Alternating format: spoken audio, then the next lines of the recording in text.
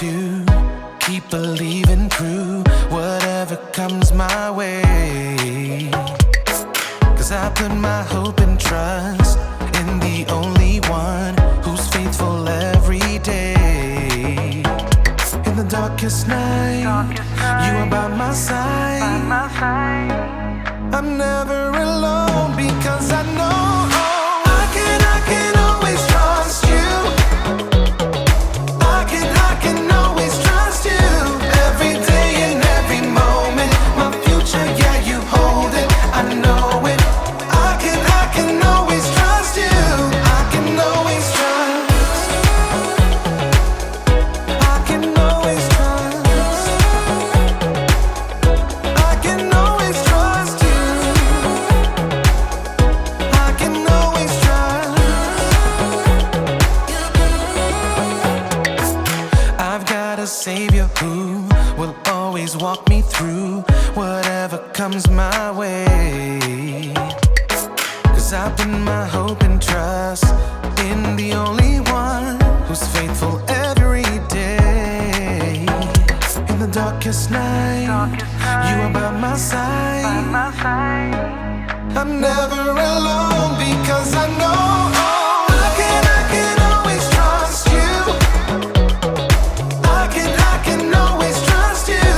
Every day and every moment, my future, yeah, you hold it. I know it. I can always trust you. I can always trust. I can always trust you. I can always trust you. Every day and every moment, my future, yeah, you hold it. I know it. I can always trust you. I can always trust. I can always trust. I can always trust you. I can always trust. I can always trust.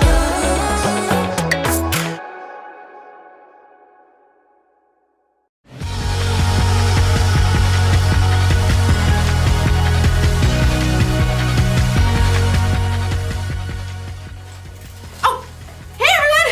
Oh, I'm Erica. I hope you don't mind I get into shape while we do this. Exercise is important, you know, or of course. I mean, I'd rather be riding my bike outside right now, but the weather isn't cooperating. But that's okay, because I can ride this bike inside! Ooh, see that? I'm showing contentment. Contentment is learning to be okay with what you have. So, I'm okay with this stationary bike. You know, they've made all kinds of advancements with stationary bikes. I want one of those bikes that has all those different settings where you can make it feel like you're going like uphill or downhill. Whee!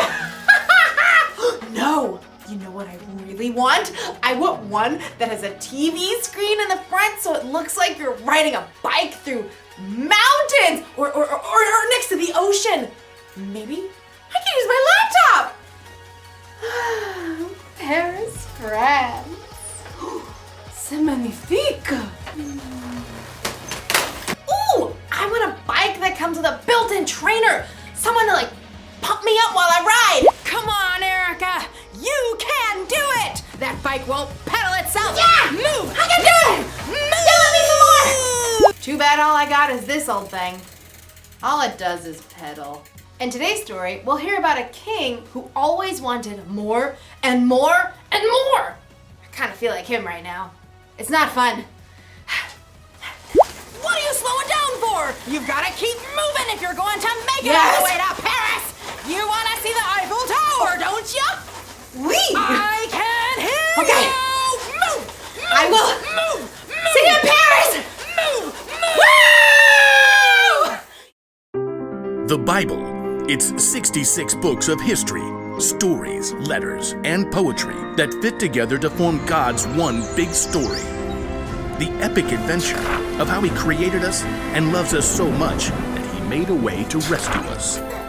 As we travel through the Bible, from Genesis to Revelation, we discover people who met God and found their lives changed forever. Now, for an amazing story. Inspired by the book of 1 Kings, chapter 21. After David and Solomon, many kings ruled the lands of Judah and Israel. Some of them listened to God, but most did not. King Ahab was worse than any other king of Israel before him. He only thought of himself and did exactly as he wanted to do. Do exactly as I want. Yes, Your Highness.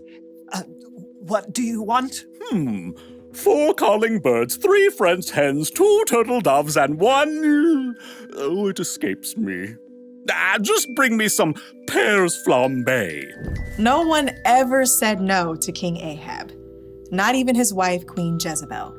Am I the most fabulous king to ever rule this land? Yes, of course, because you have me. King Ahab was certain he had everything he could ever want. That is, until he took a drive into the neighboring town of Jezreel. Ooh, just look at that lovely vineyard. It is perfection. Stop at once. King Ahab examined the green leafy vines and the heavy bunches of grapes. What fantastic fruit. The soil must be excellent. You, over there. Who? Me? Who, me, your majesty? Who, me, your majesty? Of course, you. Do you own this fine vineyard? I do, your majesty. Excellent. You must sell it to me at once, and I shall turn it into a vegetable garden. No, Excuse me? your majesty. I'll pay good money. I'll trade you a better vineyard. I said no, your majesty. May the Lord keep me from giving you the land my family handed down to me. You... What? No. King Ahab was enraged. When he returned to the palace, he threw himself down on his bed and refused to eat anything, even date cakes dipped in honey. Why are you in such a bad mood? Why won't you eat anything? Naboth won't give me his vineyard. Oh, snap out of it. You're the king. I'll get you that vineyard. Queen Jezebel was just as bad as her husband, or maybe worse. She wrote a letter to the leaders of Naboth's town. Here is your mission, which you must accept. Number 1, announce a special day and give Naboth an important seat. 2, have 2 bad guys sit across from Naboth and claim that he cursed God and the king. 3, drag Naboth out of the city and throw stones at him until he dies. That should clear. Queen Jezebel sent her message, and the leaders of Naboth's town followed it to the letter. Tell the queen, mission accomplished. Queen Jezebel was delighted by this terrible news and immediately went to find King Ahab. Oh, woe is me. Naboth won't give me... Get up! Take over Naboth's vineyard. He's dead. What? Mine! All mine! King Ahab ordered his chariot and set off at once for Jezreel. We'll rip out these annoying vines, plant peas, parsnips, potatoes.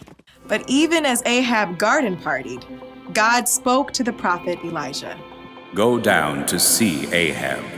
You will find him in Naboth's vineyard. Ahab has gone there to take it over. God gave Elijah a special message for the king. Elijah had faced Ahab before and knew the king would not be pleased to see him. Okay, here goes.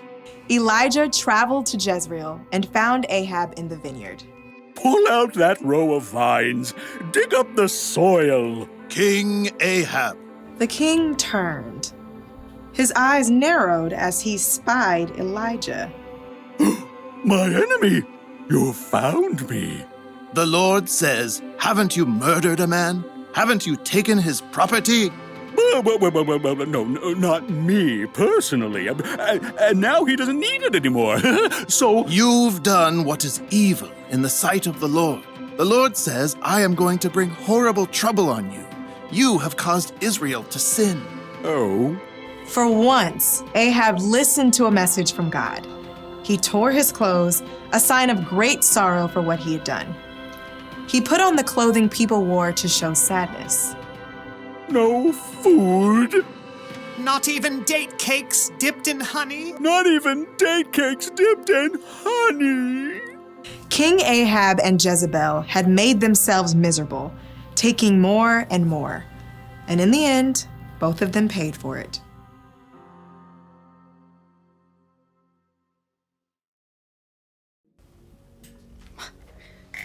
Yeesh!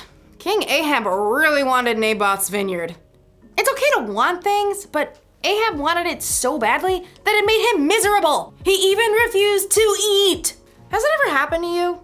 Have you ever wanted something so badly that it was all you could think about? Maybe it made you like super sad when you couldn't get it. Or maybe you threw a tantrum. If that sounds like something you might do, you may need a little help with contentment. Wanting things is fine. It gives you something to work toward or to look forward to. But when you want more and more and more and more, it can make you feel like Ahab.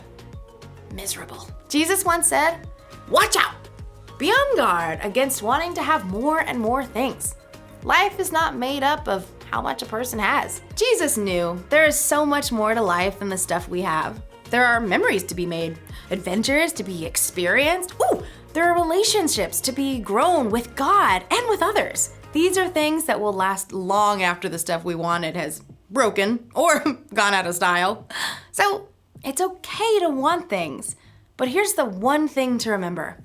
Wanting more and more can make you miserable. So maybe one day I'll get a stationary bike with a few bells and whistles. But in the meantime, I'll ride this one and imagine it's springtime in Paris. Move, move, move! My imagination is very vivid. Au revoir!